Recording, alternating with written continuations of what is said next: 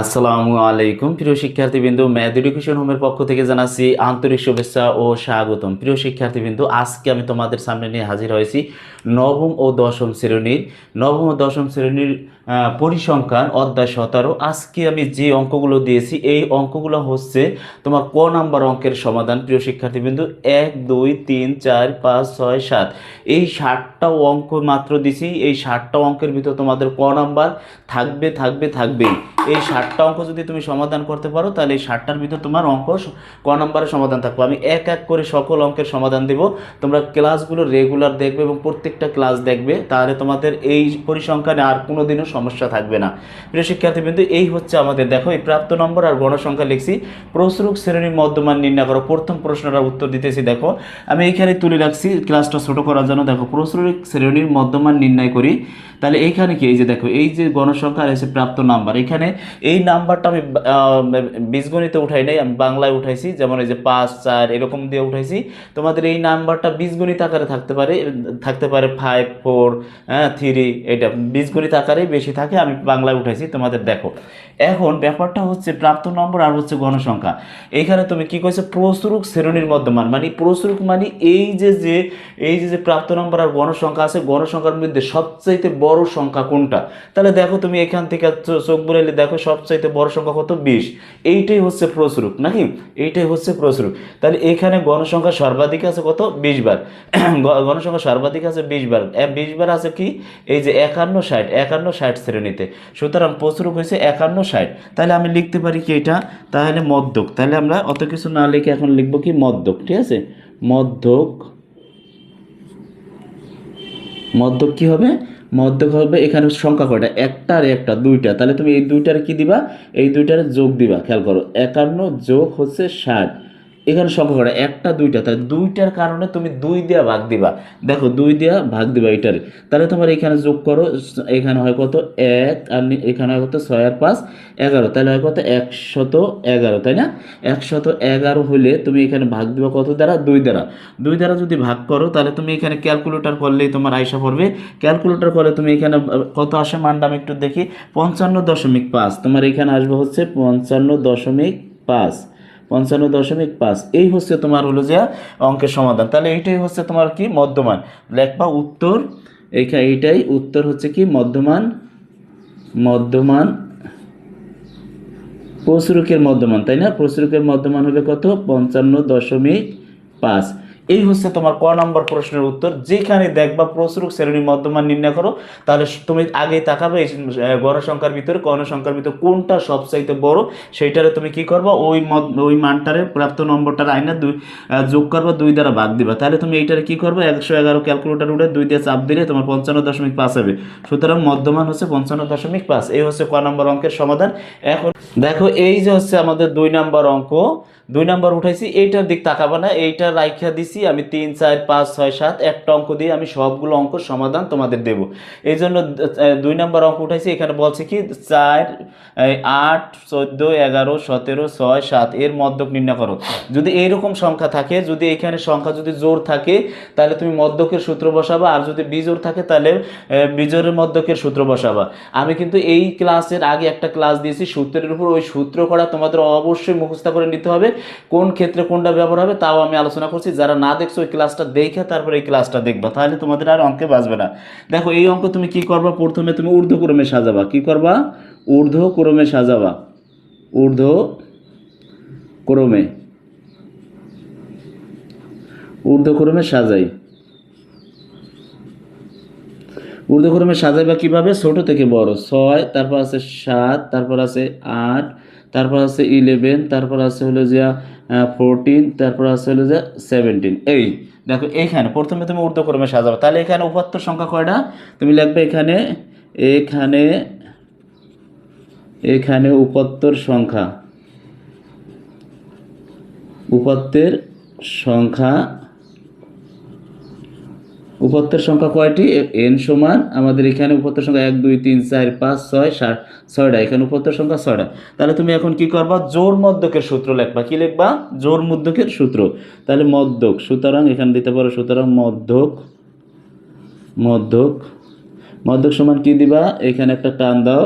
তাহলে n by two তম পদ plus n by two plus 1 তম পদ। দেখো এইটার বাই হচ্ছে 2, এইটা হচ্ছে সূত্র, মধ্যকের সূত্র, এটা মনে রাখবো n/2 তম পদ প্লাস n/2 প্লাস 1। তাহলে তুমি এখন পরবর্তী লাইনটা কি করবো, দেখো এই তম পদ উঠে এলে দেখো এই 6 এর 6 এখানে 2 দিয়া ভাগ, এই n এর মান কত 6, তারপর তুমি এখানে প্লাস দাও, এইগুলো উঠাই দিলাম, তম পদের দরকার না, এটা পরে লিখবো। আচ্ছা না, এগুলো উঠানো যাবে না, তম পদ লিখি,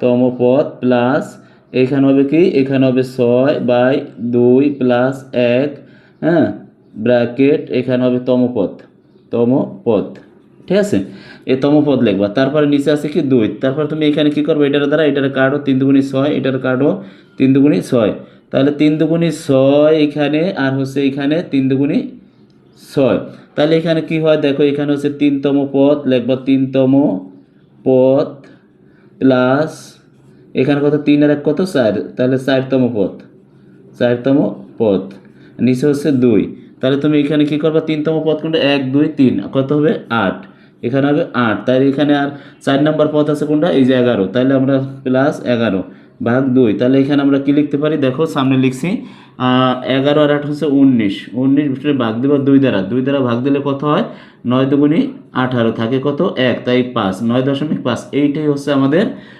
মধ্যক। তাহলে এটা কি বলছে, এই যে এই কটার মধ্যক হয়েছে এইটা। প্রিয় শিক্ষার্থীবৃন্দ, আশা করি অঙ্কটি বুঝতে পারছো। এই অঙ্কগুলো তোমরা বারবার প্র্যাকটিস করবে, তাহলে আর এই তোমাদের পরিসংখ্যানে কোনো সমস্যা থাকবে না, আমি 100% কথা দিচ্ছি। দেখো এখন আমি 3 নম্বর অঙ্কের সমাধান দেব। এই যে দেখো, এখন হচ্ছে আমি কয় নাম্বার অঙ্ক উঠাইছি, 3 নাম্বার অঙ্ক। প্রসরক শ্রেণীর পূর্ববর্তী মধ্যমান নির্ণয় করো। পূর্ববর্তী মধ্যমান নির্ণয় করতে বলছে, একটু মাথায় রাখো। তাহলে আমি এই যে দেখো যে সংখ্যাটা দিছি, এই যে প্রাপ্ত নাম্বার আর হচ্ছে গণসংখ্যা, প্রসরক শ্রেণীর পূর্ববর্তী মধ্যমান নির্ণয় করো। এখন আমাদের প্রথম প্রশ্ন বলছিল প্রসরক শ্রেণীর মধ্যমান নির্ণয় করো, যেইটা বড় ওইটার মধ্যমান নির্ণয় করতে বলছে। কিন্তু এই প্রশ্ন বলছে প্রসরক শ্রেণীর যেইটা প্রসরক শ্রেণী ওইটার আগের মানটা, মানে পূর্ববর্তী মানটা নির্ণয় করো। তাহলে যদি পূর্ববর্তী মান নির্ণয় করি, দেখো এখানে লেখো প্রসরক শ্রেণীর পূর্ববর্তী মান নির্ণয় করি। এখানে গণসংখ্যা সর্বাধিক আছে কতবার, এখানে সর্বাধিক আছে 20 বার, যা 51 থেকে 60 শ্রেণীতে। কিন্তু 51 থেকে 60 এর পূর্ববর্তী মান হলো, যে 51 থেকে 60 এর পূর্ববর্তী মানে আগেরটা 41 থেকে 50। তাহলে 41 থেকে 50 লেখার পরে তুমি লিখবা সুতরাং মধ্যকের সূত্র লিখবা, হ্যাঁ সুতরাং মধ্যক কি, এটা হচ্ছে যা এরকম যদি থাকে তাহলে মধ্যকের সূত্র কি লিখবা, n/2, এখানে আছে কত, এখানে মধ্যক আছে 41 যোগ 50, তাহলে তুমি এখানে দিবা 41 যোগ হচ্ছে 50। এটা কিন্তু বীজগণিতে লেখা থাকে, ম্যাক্সিমাম টাইম বীজগণিতে লেখা থাকে, আমি বাংলায় লিখছি, এখানে থাকতে পারে 41 50, ঠিক আছে। তাহলে এখানে সংখ্যা আছে কটা, এই একটা আর একটা, যদি 2টা থাকে তাহলে 2 দ্বারা ভাগ দিবা, তাহলে কত হইবে, দেখো এখানে হচ্ছে যে তোমার নামে 1 আর এখানে নামে 9, তাহলে এখানে হচ্ছে কত 2, তাহলে 2 দ্বারা ভাগ করলে কত হয়, দেখো 2 যা 9 এর ভিতর কয়বার, 2 যা 9 এর ভিতর হচ্ছে হলো যা 4 বার, 4 দুগুণী 8, 4 দুগুণী 8, এখানে লিখতে হবে 4 দুগুণী 8, তারপর আসলে যে কত 11, 8 থাকে 11, 5 দুগুণী কত, 5 দুগুণী হচ্ছে 10, থাকে হলো যে 1.5, তাহলে 45.5। সুতরাং এইটাই হচ্ছে আমাদের মধ্যমান, এটাই সুতরাং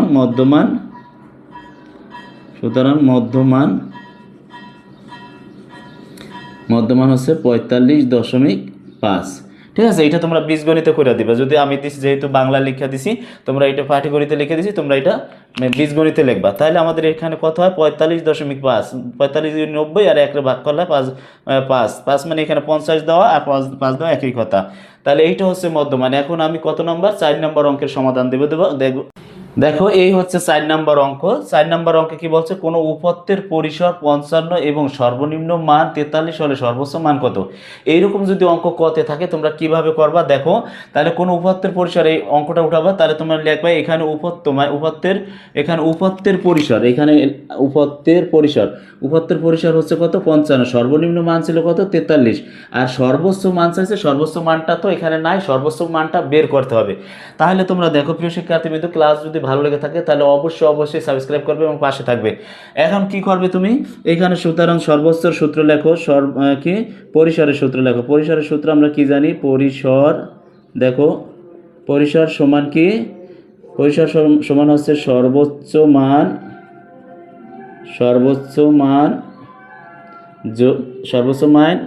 মাইনাস সর্বনিম্ন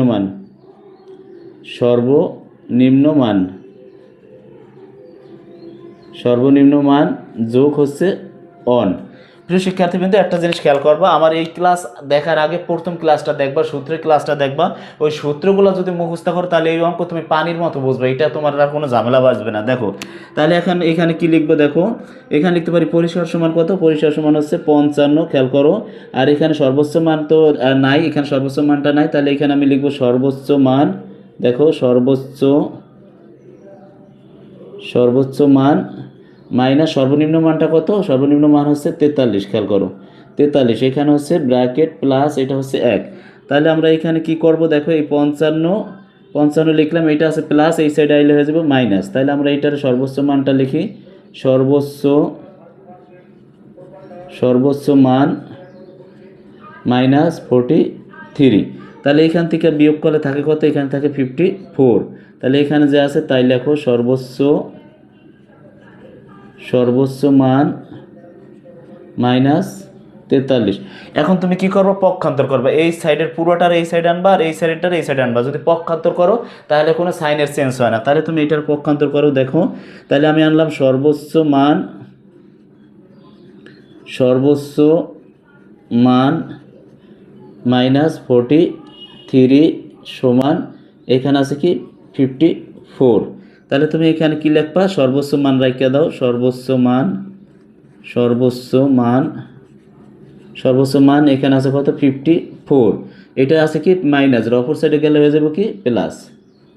তাহলে এটার সমান কত, 54 আর 53 যোগ করলে 97। দেখো 3 আর 4 হচ্ছে 7, আর 4 আর 5 হচ্ছে 9, এইটাই। তাহলে সুতরাং আমরা লিখবো কি, সর্বোচ্চ মান এইভাবে লিখে দিতে পারি, সর্বোচ্চ মান হচ্ছে কত, সর্বোচ্চ মান হচ্ছে আমাদের 97।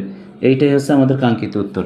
প্রিয় শিক্ষার্থীবৃন্দু, এই হচ্ছে আমাদের অঙ্ক, দেখা যায়, হ্যাঁ দেখা যায়। এই অঙ্কটা তোমরা অবশ্যই বুঝে করবা। প্রিয় শিক্ষার্থীবৃন্দ, এই 4টা অঙ্ক 1 2 3 4, এই 4টা অঙ্ক আমি প্রথম ক্লাসে দিলাম, আর তারপরে আমি 5 6 7 নম্বর অঙ্কটাও তোমাদের দ্বিতীয় ক্লাসে দেব। তারপর আর 2টা অঙ্ক আছে, ওই 2টা অঙ্ক তোমাদের আর একটা ক্লাস করে দেব। তাহলে তোমাদের ক নাম্বার পৃথিবীর যে কোনো অঙ্ক আসুক, এই তোমাদের এই পরিসংখ্যান যে অঙ্ক আসুক, তোমরা ক খ গ অঙ্ক পারবাই। আমার ক্লাসগুলো যদি রেগুলার দেখো তাহলে তোমাদের কথা দিচ্ছি যে আর কোনো দিনও তোমরা এই পরিসংখ্যানে ভুলবা না। নবম দশম এসএসসি ক 8 ক সবারই এই অঙ্ক কমন পারবে। প্রিয় শিক্ষার্থীবৃন্দু, আসসালামু আলাইকুম, দেখা হবে নেক্সট ক্লাসে।